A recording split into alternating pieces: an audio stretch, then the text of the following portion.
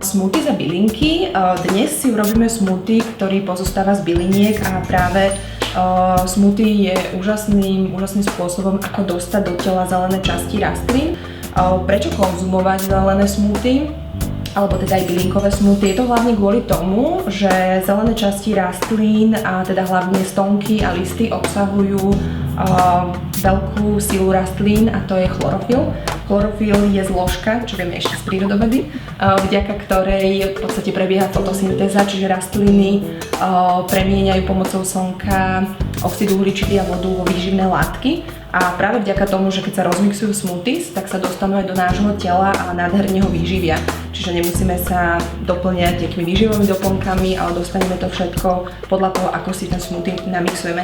Konkrétne tento pozostáva, ktorý si dnes urobíme, pozostáva z medovky, z nektariniek a z ananásu a riedi sa vodou. Práve tento smoothies je o to zaujímavejší a chutnejší, že medovka má príjemnú pomarančovú príchuť, nie je typicky bylinková a medovka má skoro až také zázračné upokojujúce účinky, v podstate uvoľňuje celú nervovú sústavu, má antibakteriálne, antivírusové účinky.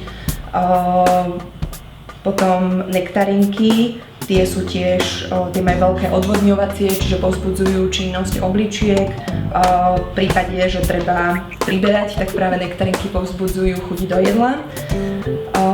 Potom tu máme ananás, ktorý by som povedala, že je až taká super potravina, pretože napriek tomu, že je veľmi chutný, šťavnatý a sytý, tak neobsahuje takmer žiaden tuk a ani cholesterol.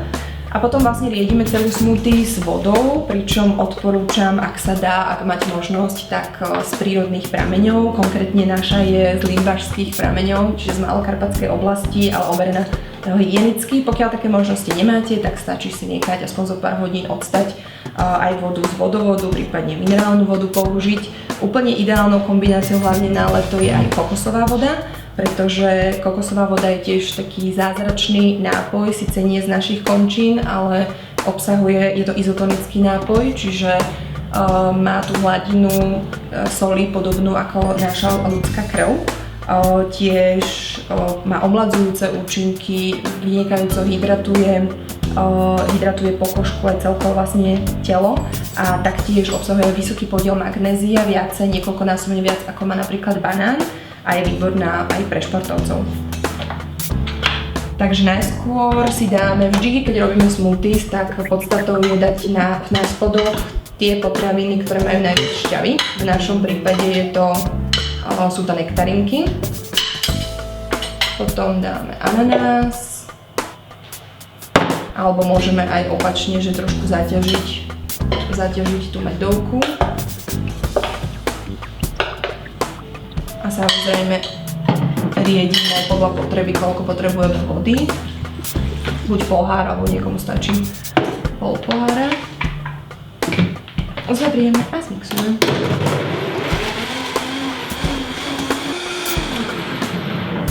Stačí mixovať tak minútu, maximálne minútu a pol.